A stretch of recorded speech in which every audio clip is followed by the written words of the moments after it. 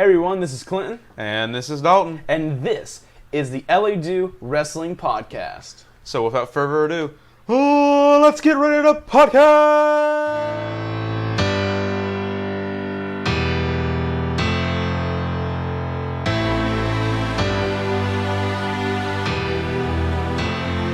You think you know me?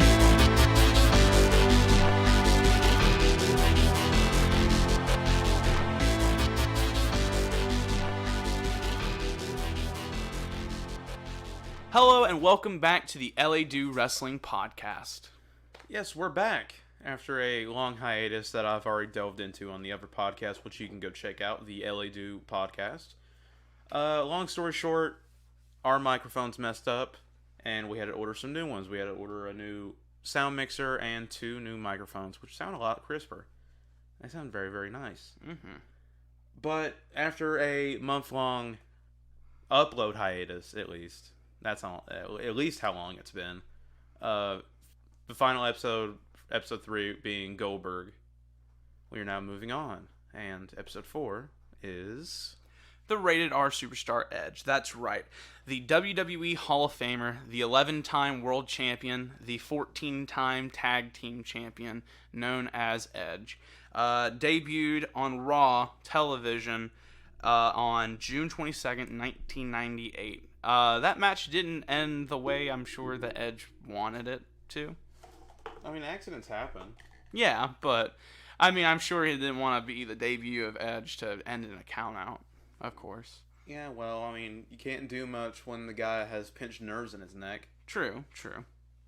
Long story short, Edge's first televised match, he accidentally did not a suicide dive, but he jumped over the top rope, kind of like in a somersault, landed on his opponent's neck by accident, accidentally pinched some nerves in his neck. Many people have rumored over the years that it was a broken neck, that he broke his neck, but Edge himself went on Inside the Ropes and did an interview and had said that it was not true. He just had pinched nerves and he was back within a few weeks. So it wasn't anywhere near the level of D'Lo Brown breaking Draws's neck back in the WWF. Yeah. So at least that's good. Doesn't have to tarnish his career or his debut anymore than a count out. Yeah.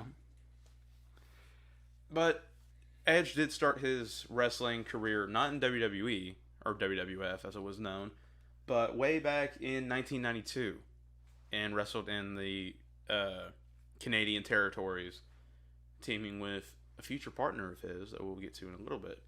But his first debut in the WWF, like you said, came on Raw in 1998. He had vignettes aired that made him look mysterious and dark and weird, and in the subways of, I think, New York and in the alleyways in New York. Weird vignettes, to say the least. It was a weird choice of what they were doing. Sting-type vignettes. Weirder than Sting. But I guess they tried to get him to be a singles competitor for a little bit until they brought in Christian, who we all know is his biggest partner in terms of popularity. He's had a lot of partners, which we'll get to later on. But, you know, Edge and Christian, that's the one thing you think of when you think of Edge's early career. Yeah. Of course, they did start off with Gangrel in the Brood. Yeah, it was weird. Especially when they were with the Ministry as well. I mean, it was kind of cool. Yeah, but Edge and Christian with the Ministry, with the Undertaker, 2 blondes with a bunch of why does hair color have to do with anything? No, I'm just saying with you know, Undertaker, Kane, APA, which they weren't APA then, they were acolytes, but still, Gideon, it's weird, you know what I mean? Mm-hmm. You wouldn't think that, especially Gangrel. Gangrel is a weird character in itself. You know, vampire-esque character, but it's still weird when you put all of them together because you wouldn't think that all those gimmicks would match up. Yeah. That's what I mean by that. Just 2 blonde-haired young upstarters in a WWF being with The Undertaker. It's a little weird, especially when they get crucified. Yeah. I mean, you can't defend that. That's just weird, and I don't know. I'd rather move on from that because I feel like that's more of a blemish on his career than anything. That was the beginning of their career, but later on they would leave the Brood, leave the Ministry, and then we would get into probably the peak of the Edge and Christian tag team, which would be their feuding with the Hardys and the Dudleys. It started off with the first ever tag team ladder match between the Hardys and Edge and Christian. And the Hardys were actually the new Brood at the time. They joined Gangrel in the Terry Invitational Tournament. And the winners would receive like $10,000 and then would go on to be managed by Terry Runnels. Sorry. It sounded like you said Runnels. That's why I said that. That's the former wife of Goldust, isn't it? I'm not sure. I think it is. I think it was his manager. Well, she was his manager. I think she was also his wife at one point because I think the Rhodes family, their real name, I think, was Runnels. Or is Runnels, I think. I could be wrong. But I think it was his real life wife, and then they were broke up in storyline, and then real stuff that we're not going to dive into. Anyway, I don't know about it. Getting back to it though, the new Brood, the Hardy Boys, did win that match and received the manager position and also received the $10,000. Does this have anything to do with their actual legacy in WWE? Absolutely not. I'm pretty sure they really didn't even get managed by her, or obviously didn't even receive the real $10,000. But it did make an impact in both the teams' careers. Later on, we would see them feud, and it kind of made the Hardys face and Edge and Christian a little bit more of good guy faces. But then they also had the Dudleys that they were in a feud with, Bubba Ray and Devon Dudley. Wait, Edge and Christian were face? Kind of. And the Hardys were face at the same time? Well, I know it was mutual respect. It kind of just made them both kind of faces, and then the Dudleys were the heels. But then I think Edge and Christian became the heels because they weren't liked as the Hardy Boys were. No, I think it was that they just turned on them. Because if you look at the finals of the Terry Invitational Tournament, it seemed like the Hardys were the heels because they were with Gangrel and the Brood. I know. So I don't think that Edge and Christian were the heels in that situation. Weren't. They were the faces, but because of the Hardy Boys and the stunts they did, they were faces. They were cheered. Yeah. What I was getting at was, by the time the Dudleys came in, I think Edge and Christian had already turned heel because I think they started using the chairs and the concerto. Yeah. That's what I was getting at. Well, then they also had, they had the little thing with APA. So the Hardys. Well, that's what I'm saying, yeah. Oh, and so there was all that was involved before Dudleys and all that stuff came in. Yeah. But anyway, getting to what I was saying though, the Dudleys, the Hardys, Edge and Christian, all known for their ladder match at WrestleMania 16, which would lead to the TLC match being created at SummerSlam of, I believe it was 2000, in Raleigh, North Carolina. Yeah. First ever TLC match, it was a pretty good match, but I think that it is overshadowed by the second TLC match, which was at WrestleMania 17. I think it also had Spike Dudley involved, Rhino, and Lita as well. Yeah. Kind of a cluster at times, but really a good match if you're if you like spot fests. They did that match, and then they would move on to the third TLC match, which would involve a fourth team, which would be Chris Jericho and Chris Benoit. That was on a SmackDown in 2001. I believe Chris Jericho and Benoit won. I'm not sure, but anyway, after this, it would kind of lead to the end of Edge and Christian, where Christian would turn heel and they would feud for the Intercontinental Championship. Yeah. I know that they had one. Keep in mind, this is also the time when they said that Edge and Christian were brothers. Yeah. And they weren't just close friends. Yeah. And the height of their feud was probably it was a steel cage match for the Intercontinental title. Rebellion? Yeah. I know that Christian had sided with WCW during the invasion. So they were really feuding. It was more WCW versus WWE than anything, and Edge was taking the side of WWE. I know after that, after the stuff with Christian, I know he really started a program with Kurt Angle. With the whole "You suck" chant starting and Angle's head being shaved after that. During a hair versus hair match. But Edge really didn't have much to do. He didn't really have... I don't think he had that well of a career besides... At that point, after splitting up, being a singles competitor at the time, besides winning the King of the Ring in 2002. Or no, 2001, I'm sorry. And then tagging up with various people to win tag team belts. Yeah, at that point, he had won the tag titles with Christian, but then he would also go on to win with Rey Mysterio and then Hulk Hogan right before I think Hogan was turning into Mr. America. Oh, and don't forget Benoit. Oh, yeah, Chris Benoit as well. But, like I said, he didn't really have a good... I don't think he had a good singles career up until then. I think he was still trying to find the character that fit with him. I don't think he would find that until 05. Yeah, I agree. Because in 05, that's when he really started picking up pace. He started becoming heel. He started to align himself with Lita. This is also the time with the whole Matt Hardy, Lita, Edge triangle that we discussed in the Hardy Boys episode, but we'll discuss it here too. Basically, what had happened was Matt Hardy was injured at the time, and he was still dating Lita. Lita cheated on him with Edge. This would lead into Matt. He'd unload his disdain and his anger out on the interwebs. The early days of the internet. And basically, he'd get fired. He was fired from WWE because of it. Edge was pushed to the moon pretty much after this. People were pissed. And they brought Matt Hardy back, did a a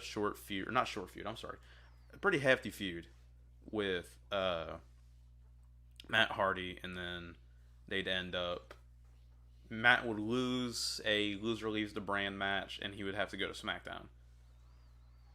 And it was a whole kind of a mess. Because you bring in real life stuff. Yeah. You bring in a real life situation, just like the Karen Angle, Jeff Jarrett thing in TNA, which was real. I mean, that was something that was really happening. Karen Angle and Kurt Angle were getting divorced. She was seeing Jeff Jarrett, and this was all when they were in TNA, and it was a whole mess. That you should not capitalize on that. You need to leave private things private. Mm-hmm. It doesn't matter if you think it's going to draw attention, draw views. It makes you look bad in the long run, which I think it did for WWE, because you look at them and you just see them as people that just want to get attention, to draw it in, just like the Roman Reigns leukemia stuff. Doesn't matter that he was really going through it. WWE didn't care about that, because as soon as he got back, they were making sales off of his merchandise. For the leukemia ribbons with his logo and stuff. They were making profit off of that. They didn't care. Same thing with when Roman had to leave, or when he decided to leave for leukemia and all that. Immediately doing a heel turn angle with Dean Ambrose. And then, it was going on the weeks after that, making fun of Roman or something. It was something along those lines. It's distasteful, especially also with the Jeff Hardy stuff recently, where they had an angle that, dove into his alcoholism that he was getting recovered from. It's distasteful. Same thing with this. You don't bring in real life stuff, because if you do, it turns out like the Karen Jarrett Angle situation. It turns out like the Edge Lita Matt Hardy situation. It turns out just like the Jeff Hardy situation with people, and the Hawk situation. And I forgot to mention, this past week, unfortunately, was the passing of Road Warrior Animal at the age of 60.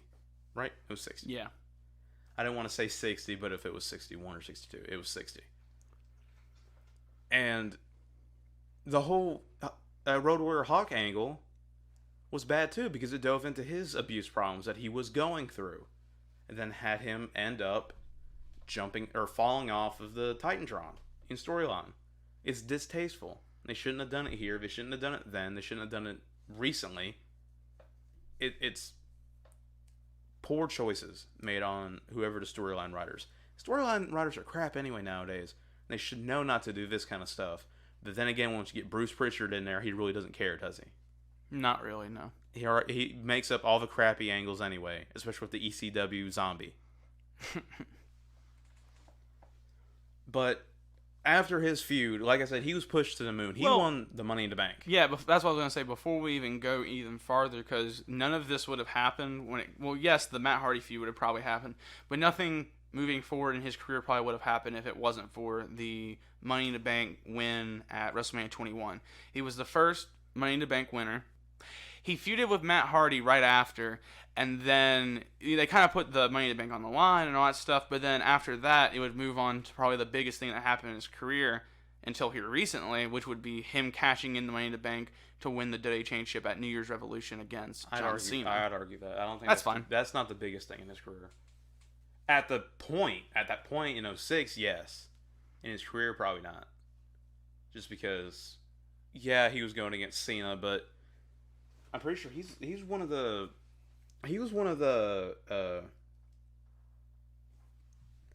superstars that had the most Intercontinental title reigns at the time. Yeah. At his point, he had the most one of the most the highest tag team reigns. Yeah. Because he had what? It was 7, 8, 9, 10, 11, 12, 14 total reigns. Yeah. As a tag team champion, which is one of the highest. I think only the Dudleys beat it. Mm-hmm. Pretty much. I think he's held some of the most world championships, like the World Heavyweight Championships. 7. Yeah, at 7 with the WWE. And that's, I think, the only other person to do more. I don't think anybody else did more. I think Triple H might have done some of the most combined in WWE, besides Ric Flair and Cena, But even though, I mean, in my opinion, even though, he has the most tag team championships, like one of the most tag team titles, he has, 7 world titles. But at the same time, if it wasn't for the John Cena feud, Edge would have never been given more opportunities like he was. It showed that he could work as a singles competitor in the world title situation. I'd argue that just because I think him winning the Money in the Bank proved that. I mean, they had enough. What is the word I'm looking for? Confidence in him winning the Money in the Bank to then push him to do that. But at the same time, it didn't mean that when Edge cashed in, it didn't mean he had to win. They could have said, let's throw him in with John Cena and then make him lose. Or throw him in with the world champion and make him lose. They had enough confidence to give him that opportunity and then win. But how long did it take for him to cash in? It took him almost a year. Meaning that it probably took... They had to test it out with the Matt Hardy feud just to see if he could even work as a singles competitor. I don't think that was the case, because we were just talking earlier saying that he was already a singles competitor. Yeah, what, the Intercontinental title? It just in general. He was already a singles competitor. If Edge was able in his early career to be a singles competitor and continue going, then they wouldn't have tagged him up with so many random people. That's just because of storylines. Yeah, but I mean, writers. But he was already proven that he could go in the ring, because he didn't just hold the Intercontinental title; he also held the United States title, the WCW United States title. It's the same difference. It's technically the same thing because it's combined now. Correct, but I feel that all the WCW titles at that point were just useless. Well, no, it's because the United States title, the WCW United States title was just like the WCW World title. They just reused it. They just rebranded it, and it's the same thing. That's why Eddie Guerrero is technically a Grand Slam champion. Even though they won't acknowledge it, that's why Chris Benoit is a Grand Slam champion. And Edge is a Grand Slam champion because of that. It's just because the WCW was rebranded as the WWE Championship when they brought it in 2004. Or 2003, sorry. That's the only reason. But he was already seen as someone who could do, he was well as a singles competitor. And the King of the Ring, winning the King of the Ring tournament. Yeah, but Billy Gunn won the King of the Ring tournament. That doesn't mean anything, honestly. Ken Shamrock won, and it led to an Intercontinental Championship and a tag team reign. And that's I'm it. just saying. Well, he had already proven himself to be a good singles competitor in the ring, on the mic, so that he could win these different things. And excluding, the Booker T Edge shampoo match at WrestleMania. Excluding that, he was already seen as a good competitor. But at the same time, I don't think that if it wasn't for the Cena feud, he wouldn't have been able to be in a world title picture for 7 years after. I disagree with you there. Because let's look at. I know we're gonna get to him, but I mean, look at some of the other feuds he had after Cena. He had a feud with Batista for the world title. He had a feud with the Undertaker. The only one that compares to any of them is the Undertaker one, and even that one wasn't as good. And Jeff Hardy, with his feud with him, it wasn't fine. As good. What do you mean, his feud with Undertaker? Yeah. If you could say which one was better, the feud with Undertaker for the world title or the feud with Cena, Cena and Edge feud was way better. Had storytelling aspect or yeah.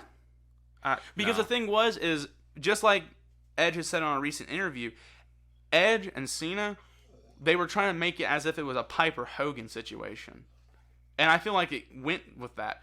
Undertaker and Edge was fine. It was a good feud, but at the same time, it wasn't as strong as the Cena-Edge feud. There was too much stuff going on. Just because Edge was hot at that time. He was going and going and going, and he was able to win the belt, lose the belt, and then win it again after a kind of useless WrestleMania the next year. Or he had a match and feud with Mick Foley, which was a great match, but I'm saying that it wasn't a world title picture, and then he was able to pick it up right after with the whole RVD and John Cena stuff. Yeah, but Edge and Undertaker could put on way better matches than Edge and Cena because Cena only knows 5 moves.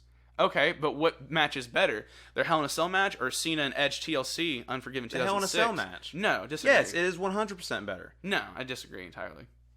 Why? Just because it's a spot fest with a because a TLC Cena and match? Edge 2006 and Unforgiven in Toronto was just a better match. It was not a better match. It was one of the best TLC matches ever done. No, it was more of a spot match. That's only because Edge could carry Cena in a TLC match because Cena doesn't do those types of matches. As a person who doesn't like Cena, he was able to do really good in that match. Edge and Undertaker could put on way better matches. That is the one feud that I remember the most just because it was a better quality feud, better quality matches. And with Cena and Edge, how many matches did they technically have one-on-one? Like for the title? Well, in their feud in its entirety, all together, more or less, like with the world title in 2009 as well. No, okay, because they didn't really wrestle that much for the world title in 2009. I'm talking about their core. Even though they didn't wrestle much in 2009, their Last Man Standing match at Backlash is also one of the best matches, especially in that year. Yeah. Their core WWE Championship feud from when Edge beat him for the title leading up to 2006. Well, he beat Cena in like how many minutes at New Year's Revolution, and that led to the Royal Rumble match where Cena beat Edge, which was still a pretty solid match. And after that, I believe RVD had his time with the belt, and then after that, I think Edge had the match with Cena. It was a triple threat match. They had the triple threat match, and then they had the SummerSlam match. And then they had the Unforgiven match. All right.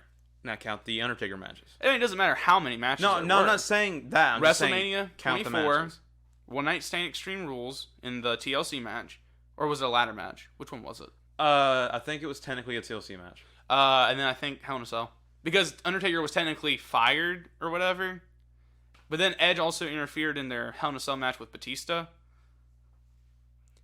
Yeah, but I think there's more that we're just missing because there at least like one more or something that's not. Maybe one, but I mean. But when you think of their matches, I think they evenly had about 4 matches. Like Edge and Cena had 4, and then I'm just saying Undertaker and Edge had like 4. I can't think of it right now. But well, you also had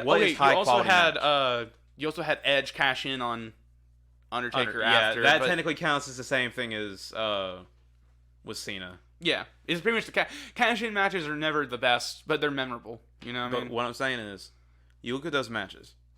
You look at Undertaker versus Edge at WrestleMania. Okay. That is a better, high-quality match on a high... Not just because of the pay-per-view. Not just because it was WrestleMania. Not just because it was the main event. It was a better match with storytelling than Cena and Edge could have. Just because you bring in, the Edge and John Cena's father leading up to, what was it, SummerSlam? I think. Yeah. The SummerSlam match, they had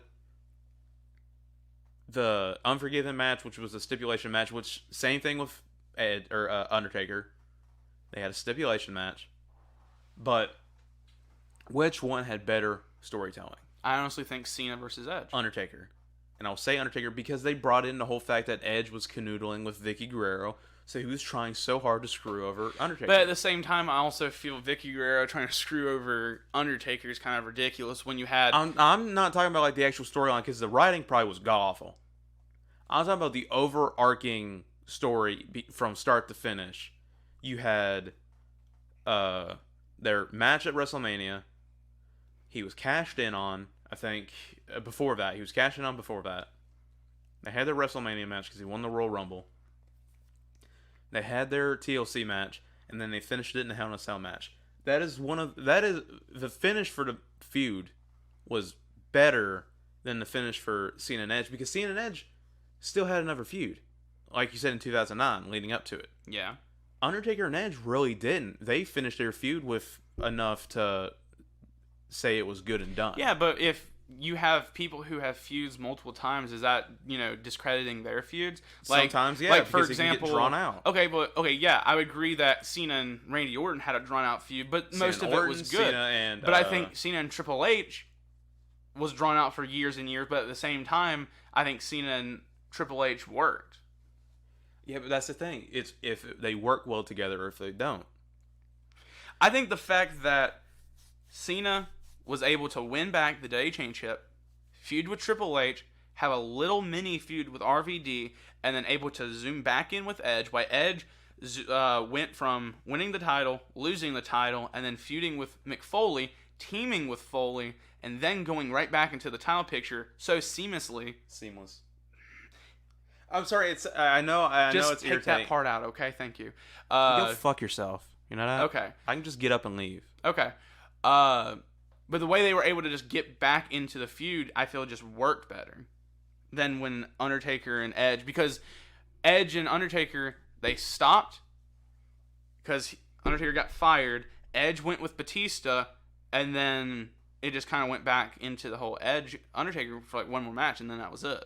I don't know if it was one more match. It was like one or two.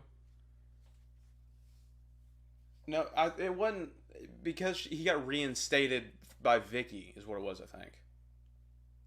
So he got reinstated, and then they had because it wasn't for the title, because Edge had already dropped the title To Batista. Yeah, so they're able to finish off their feud non-title. I don't know. I'll just end it this way. Personally, I feel like it's better. It's just better quality. That's fine. Than Cena, because like I said with Cena, you just have feuds that are too drawn out, and you already know the outcome. Just because it's Cena. But moving on. But anyway, so you had the Cena feud. It ended at Unforgiven 2006 with Cena being victorious. And then we would move on to Edge going with Rated RKO to feud with DX for a bit. That lasted for a little while, and then I think Rated RKO won the tag team titles for a bit, and then we would move on to Rated RKO breaking up after, I think it was Money in the Bank, or it might have been right before Money in the Bank, but in WrestleMania 23. And then after that, where did Edge go after that? Well, that's 2007. 2007. Okay, so that was leading into the Taker. That was leading into the Taker. So then we would move on from Taker. He would feud with Batista for a bit, go back into Taker, and then after that we would go to. I think we would roughly go back to. That goes to 2008, so that goes into his WWE Championship feud. Yeah, so we would go to Triple H and Jeff Hardy. Yeah, because that would end up. Well, it didn't end up. Hold on. It would go into the fact that it was supposed to be Triple H versus Hardy versus Vladimir Kozlov at Survivor Series 2008. I'm trying to make sure it's not. It was Unforgiven that had the stupid championship scramble, right? Yeah. The only reason That's what I was trying to make sure because I was. The only reason I remember it being Survivor Series because it was the same one where Jericho and Cena had their match for the world title, which was Survivor Series 2008. But Edge would replace Jeff Hardy for the WWE Championship Triple Threat. Edge would win the title, and then we would hit Armageddon 2008, where it would be Triple H versus Edge versus Jeff Hardy in a Triple Threat for the WWE title. Jeff Hardy would win that match with a swanton after the pedigree on Edge. And then we would go to Royal Rumble 2009, where Edge and Jeff Hardy would have a match, only for Matt Hardy to interfere and then Edge win back the WWE title. After that, they would have the Elimination Chamber match at No Way Out 2009, where Edge was eliminated first by Jeff Hardy in the match, losing his title. And then at the end of that match, I think Triple H won the WWE title. And then later in the pay-per-view in No Way Out, Edge would take Kofi Kingston's place in the World Heavyweight title match, winning the Elimination Chamber after beating John Cena, Rey Mysterio, Chris Jericho, all the other people in that match. I can't even think of all of them. It was kind of a weird one. I think Mike Knox was in it.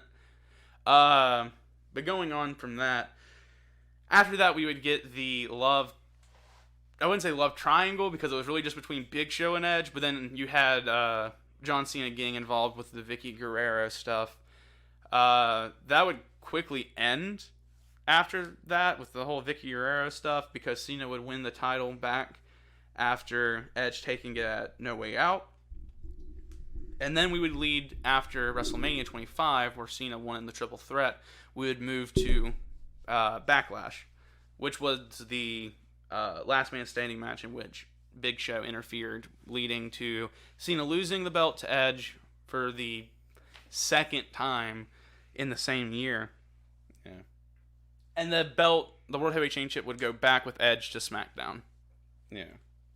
And that started his final feud with Hardy. Yeah. And it would end up being Hardy versus Edge at Extreme Rules 2009. Finish it off in a ladder match. Edge would lose. And the next thing he did after that was just tag up with Chris Jericho. After that, it was a random tag at the Bash. Yeah, it was the Bash. It was, was it a triple threat tag team championship match? Something on the lines of that. I think, I know Primo and Carlito were the champions. But anyway, they dropped it to Edge and Chris Jericho. And then after that, Edge would suffer his injury after they had their feud a little bit with, they kind of worked with Rey Mysterio and Jeff Hardy a little bit more because of the ending feud of Jericho and Rey Mysterio for the Intercontinental Championship, which would end with Rey Mysterio beating Chris Jericho for the Intercontinental Championship. But Edge would suffer an injury. He'd be out for almost a year. Jericho would take Edge's place with Big Show as the tag team champions. They would go on to have a lengthy reign for a bit until TLC 2009 where they lost the DX. And then we would lead to Royal Rumble 2010. Yeah. That would be Edge's return. He was number 29. Was he 29? Yeah, because 30 was Batista. I just couldn't remember if he was 27 or 29. I didn't want to say the wrong one. He'd end up winning the match throwing... Was it Batista or Cena over the top rope? Might have been Batista. I think it was Batista because Batista was the last person then he had I think Batista threw Cena out. He did because Edge threw Jericho out. Batista threw Michaels out. Batista threw Cena out, and then Edge threw Batista out. Yeah. Something like that. He would go on to challenge Chris Jericho at WrestleMania 26 for the world title. Lose in the really bad match. Horribly booked match. Leading to the following Tuesday, which was just a recording for SmackDown on Friday. He attacked Jericho, and Jericho got pinned for the world title after Jack Swagger cashed in his Money in the Bank. Jack Swagger is World Heavyweight Champion. It's weird. But after this, Edge would go on... I think he continued a small feud with Jericho, and then later on would turn heel later that year. Well, it was more of the fact that he got drafted to Raw.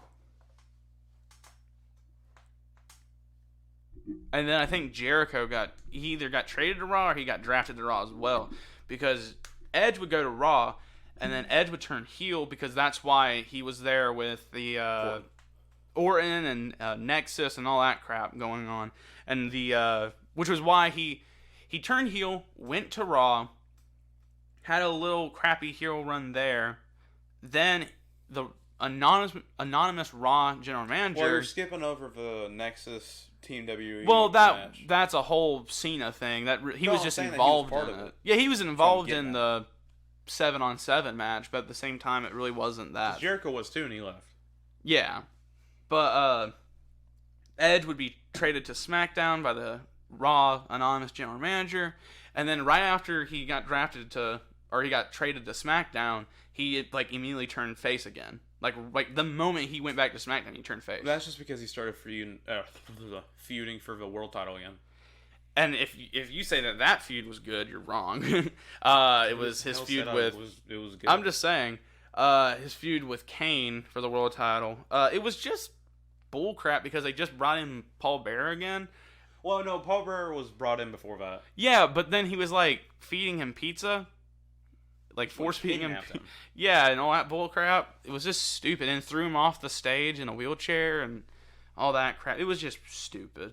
I didn't like that feud whatsoever. And it's sad that until here recently it was his last feud, or one of his last feud. It was his second to last. No, because it's a Ziggler feud. Oh my god, third to last. Because a Ziggler feud where he beat him for the title again, and then his Del Rio feud was his last feud. Yeah, which was all three of those were pretty bad. I think the best one out of those was freaking Ziggler one. Even that one was bad. It was probably the Del Rio because storytelling wise, because then it would be Edge got injured after WrestleMania where he beat Del Rio for the world title. Del Rio won the first ever 40-man Royal Rumble. It was the first match on the card because, screw the world title. WWE title is apparently better, even though it had a crappier match. After that, Edge was injured on a SmackDown. He had to relinquish the title on Raw the following week or so. And the only reason I say it was a decent feud is because of storytelling, because then you got Christian and Del Rio for the world title. So it was more of a... That was a short heartfelt. feud too. It was heartfelt just because Christian got his first world title. He had Edge out there with him. Edge had to retire. And then Edge was then inducted the year after 2012 into the Hall of Fame. And he would not come back until 2020. The only good part of 2020. Well, the Boneyard match was pretty good. Only good part about pre-COVID 2020 in the States. Okay, I got you there. Or pre-lockdown. Because he returned at the Royal Rumble and was able to get a heartfelt return in front of thousands of fans. Just like 10 years after, he was able to do the same thing that he was able to do in the 2010 Royal Rumble. Except not win it, but still was able to set up a feud with Orton. And that just didn't go anywhere. Yeah. Because you had 2 matches. That's it. You had the Last Man Standing match, which was for no one, because no one's in the arena. And then you had the quote-unquote greatest wrestling match ever that just ended up in Edge getting hurt again. It was a fine match. Yeah, but how do you have it billed as the greatest wrestling match ever? It's not live. It's pre-recorded. And he still gets injured in it. And so he has to take away time and try to heal again. Yeah. After supposedly, and it's not Orton's fault, but he's supposed to be one of the safest workers, and yet Edge still gets hurt in the match. I mean, he is one of the safest workers. But he still gets hurt in the match. And so you have to rewrite everything and then enter in a bunch of BS writing that they're still in. I don't understand how you do that. But hopefully he'll return sooner than later. I think it's supposed to be a year. I don't think he's supposed to return until next year. I think. I could be wrong, but I'm pretty sure he's not supposed to return until next year. Yeah. But other than that, I mean, he's had almost 3 decades worth of experience, multiple championships. I think he also wrestled for it said ICW. I don't think it was Insane Championship Wrestling. It might have been when I was looking up. It said ICW. He wrestled for ICW. So this is obviously pre-WWE. But he had been a guy in WWE for the longest time. And just cut that. And I mean, he had some of the heftier reigns for different titles, to say the least. He was one of the innovators of the TLC match. He helped popularize tag team wrestling, which is not the case today. I mean, overall, he's one of the best. I wouldn't say modern because he's not technically a modern wrestler. He's one of the best out of the Attitude Era that is still able to wrestle today. Just because he could still keep up, more or less. You couldn't really see much after, just because he had one feud and one Royal Rumble match. You can't really say anything now, but I mean, hopefully he's able to compete for a little bit longer before he retires. Hopefully we can see AJ Styles and Edge. Yeah. Not Ricochet. Not Ricochet. They would not do that. They'll probably release Ricochet before Edge even returns. And that's hurtful, but it's also the truth, just because they don't care about Ricochet. I mean, other than that, I don't... What was your, I guess, favorite Edge moment out of his career that you've seen? Well, I mean, I would say the 2020 Royal Rumble. However, if I said not that, I'd probably go with the TLC match, Cena Edge. I'd say one of the triple threat ladder matches, or TLC matches. I mean, yeah, they're obviously just great. because those are more memorable, just because of the spots. The thing is when you're talking about Edge and you're like, well, I'm not saying like that's wrong because like I said, I agree. But the thing is when you're talking about the triple threat or the 4-way TLC match, you're really talking about... No, not the 4-way, not the 4-way. Well, no, I'm just saying... 3-way. Well, the fatal 4-way TLC match was one of the best I'm talking about more memorable. But Hardy Edge and Christian. But really, when you go there to the Edge there, you're really talking about Edge and Christian. You know what I mean? So that's why I was like... No, because you can cite the Edge spear off the ladder. That's what I'm talking about. That's more what I'm talking about, because he did that against Hardy more. Correct. Or if you count the Money in the Bank, talk about your favorite spot. It would be either the spear or be the Hardy leg drop at WrestleMania 23 at the Money in the Bank. I mean, I also like when they Hardy and Edge went through the ladder in the Extreme Rules 2009 ladder match. Remember when they both were on the outside and they fell through? That, and I also enjoyed that could went horribly. I also enjoyed the ending of that match where Jeff pulled Edge through the ladder. Yeah. He kind of had him stuck. Like that was Edge really had cool. done. Yeah, that was super cool. It was nice. It was at least a nice feud, or end to their feud. They didn't really get much of a singles feud like Matt Hardy did. Even though Matt was in a different circumstance. But even the Hell in a Cell match, that's a memorable ending just because he was chokeslammed through the ring. Mm-hmm. And then the flames from hell, quote unquote, coming up. I mean, it's memorable. I mean, it's something that sticks in your head and something that they will highlight over and over again until they literally die. But honestly, I have no idea what we would do next. Like the next upcoming episode. Like, I don't want to finish it there, but I just want to go on a quick tangent just because kind of into the thought process of how we bring up different ideas. You can hear it in this one. Just because I don't know. We had ideas for these last few episodes. We jotted them down, but with everything going on with the different technical issues and then uploading issues with slow internet and stuff like that. Just the 2020 issues in general. Yeah, it's just 2020. Horrible time to start this kind of stuff. But I don't know. I mean, I kind of want to bring up some ideas on here to think about. I'd like to do NXT. I'd like to do TNA. I'd like to do ECW, WCW, stuff like that. Some wrestlers, I mean Jericho, Cody Rhodes, stuff like that. Or smaller wrestlers, stuff like that. But I'd say have people put some ideas in the comments. Maybe. Yeah. If we get any comments. Put some ideas in the comments, and we'll try to look through and, we'll pick one and write off from there and whatnot. But, well, before we, you got one? I kind of want to hear what our podcast editor Ethan has to say real quick. Come into the mic real quick and try to, because you say you got one. I kind of want to hear it real quick, and so we can have it in this as well. You see certain wrestlers, like me in particular. Y'all know I liked Ryback. How about an episode about certain wrestlers and why they failed in the business? That's not bad. So you're referring to as the Nexus episode?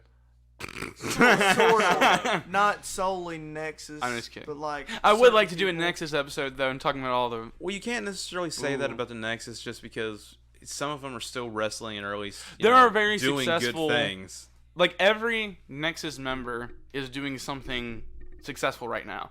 Maybe not wrestling wise, but they're doing something. You know what I mean? But doing something and doing something successful is different things. I think they're all doing something pretty successful. I don't know. I for feel the like most some part. of them aren't.